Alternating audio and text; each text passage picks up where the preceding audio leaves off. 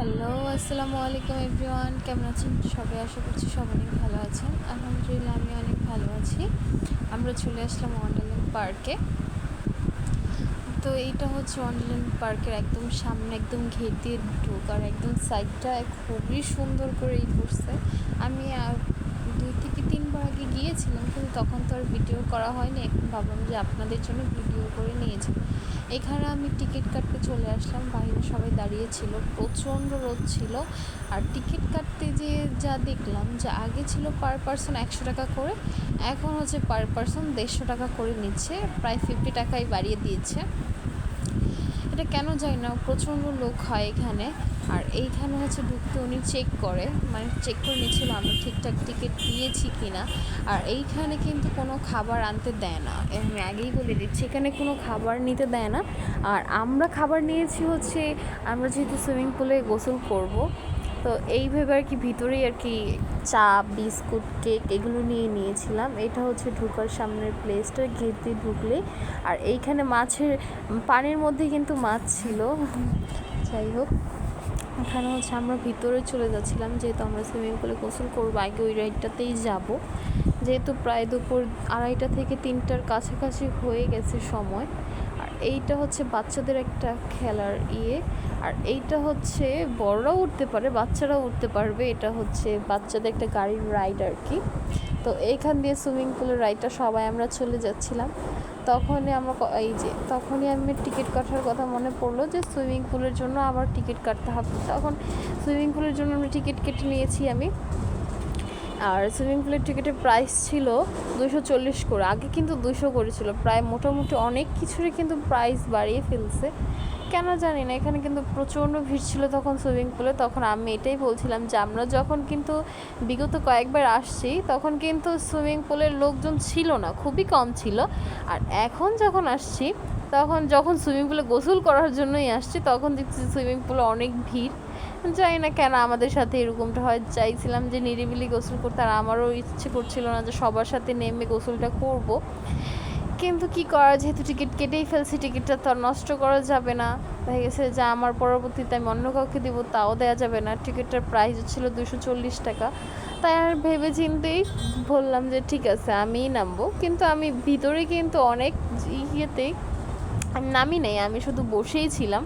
Just ওরা মজা করছে, আমি দেখছি। কারণ তানবীর, মিথিলা, তানজিল ওরা সবাই অনেক মজা করছিল, প্লাস কিন্তু আমার ছেলেও ছিল। এটা হচ্ছে গোসল করার যে প্লেসটা সুইমিং পুলের, এটা হচ্ছে সেইটা। আর দেখেন আবিয়ান কিন্তু তখন যাচ্ছিল, আবার চলে আসছে, আবার গেছে। আমি যখন ছিলাম, তানবীর, মিথিলা আমরা যখন ছিলাম, তখন কিন্তু আবার চলে গেছিলো গোসল করার জন্য। এখন আমরা যাচ্ছি টিকিট কেটে ভিতরে। অনেকক্ষণ সময় গোসল করার পর, প্রায় 1 থেকে 1.5 ঘন্টা গোসল করার পর, গোসল করার আমি কোনো ভিডিও নেইনি, কারণ ওইখানে লোক বলেছিল যে আপনাদের ফোন বা আপনাদের ড্রেস আপ এগুলো সব ওইখানে কোনো কিন্তু লকার নেই, এগুলো আপনাদের নিজ দায়িত্বেই রাখতে হবে। যেহেতু প্রচণ্ড ভিড় ছিল, তাই আমি আর রিস্ক নিয়ে নেই ফোন বাহিরেই জমা রেখে গিয়েছিলাম আমার শাশুড়ি মার কাছে, আর হচ্ছে আমার ননাসের কাছে। এখানে অনেকটা সময় গোসল করার পর ওরা কিন্তু এখনও আসেনি।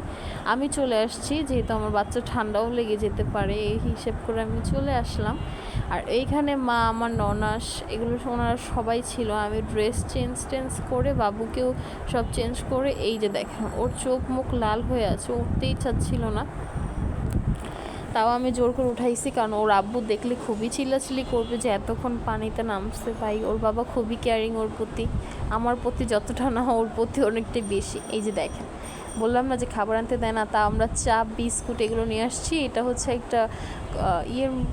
একটা হচ্ছে কি বলে এটাকে জানো, যাই হোক কি ওইটা আমার প্রায় মনে নাই, কি যেন বলে, গরম থাকে যে, আচ্ছা যাই হোক। এটা হচ্ছে আবিয়ান বললো যে এই ঘোড়াতে উঠবে, অনেক বাচ্চাকে দেখছিল উঠতে, বাট আমরা যখন ছিলাম একটা বাচ্চাও ছিল না, এর আগে উঠে ফেলছে। এখন আরেকটা বাচ্চা কিন্তু দাঁড়িয়ে ছিল ওঠার জন্য। আর এখানে হচ্ছে আবিয়ান উঠেই এখন কান্নাকাটি শুরু করছে, এখন আর উঠবে না। তখন ওটা ওনারা অফও করছিল না, যেহেতু একটা টিকিট কেটে ফেলছে, ওকে আমি খুব জোর করে বসাইতে চাইছিলাম, কিন্তু ও আর বসলো না। কিন্তু এখান থেকে ওকে নামিয়ে আমি অন্য একটা সিটে বসানোর চেষ্টা করছিলাম, এই যে এই গোলাপি এই সিটটাতে আমি বসার চেষ্টা করছিলাম, কিন্তু খুবই দূরে, এই জন্য আমার হেঁটে হেঁটে আসতে হবে। আর এটাও যেহেতু চলছিল, খুবই লড়চড় করছিল, খুবই নড়াচড়া করছিল, এটা ভিতরটা মনে হচ্ছিল যে ভেঙে পড়ে যাবে, এরকম একটা অবস্থা। আমিও খুবই ভয় পাচ্ছিলাম। তো অনেকটা রিস্ক নিয়ে কিন্তু আমি এটার মধ্যে বসেই গেলাম। হ্যাঁ, এখনও বসি নাই, এখন বসতে যাচ্ছি হেঁটে হেঁটে, কারণ ও খুবই একটা মানে বিরক্ত করছিল রিজওয়ান যে এটার মধ্যেই বসবে। তো আমি ভাবলাম ঠিক আছে, আচ্ছা ঠিক আছে, এটার মধ্যে বসি। আর ওকে আমি বকা দিচ্ছিলাম যে তুমি কেন আসলে এটার মধ্যে। আর এটার মধ্যে ওঠার জন্য কিন্তু তানবীর, মিথিলা সবাই কিন্তুই ছিল, কিন্তু আমি চাইছিলাম যে আমি থাকবো ওর সাথে, কারণ বিগত কয়েকবার যখন আসছিলাম ওদের সাথে ওরাই ছিল, আবিয়ানের সাথে ওর তানবীর ছিল, মিথিলা ছিল, কিন্তু আমি কখনো যাইনি। এবার ভাবলাম যে না, আমিই যাই। এক কথা ধরতে পারেন যে আমার উঠতে ইচ্ছে হয়েছিল, এটাই বলতে পারেন। অনেকটা সময় মজা নেওয়ার পর এখানে আমার সাথে সাথে কিন্তু আমার ননদ সবাই ছিল আমার সাথে দাঁড়িয়ে, কারণ ওনারা তো কেউই আর উঠবে না, আর আমি একাই উঠেছিলাম। এখানে আমরা হাঁটতে হাঁটতে চলে যাচ্ছিলাম। এটা হচ্ছে ভিতরে একটা প্লেস, ওই যে দেখেন ওইটাতে আমি যখন ফার্স্ট টাইম উঠেছি, আমার ননাসের হাজব্যান্ড, আমার হাজব্যান্ড, আর হচ্ছে আমি, আমার ননদ, এই 4 জন উঠেছিলাম। ভাই প্রচণ্ড মাথা ঘুরায়, মানে এত মাথা ঘুরায় ওটা তুললে, মানে পুরো দিন দুনিয়া এক করে ফেলে। ওইটা হচ্ছে এরকম একটা অবস্থা। ওইটাতে উঠলে জানি না মানুষ কীভাবে ওঠে, আমি পারি না ভাই, আমি আর আমার হাজব্যান্ড পারি না।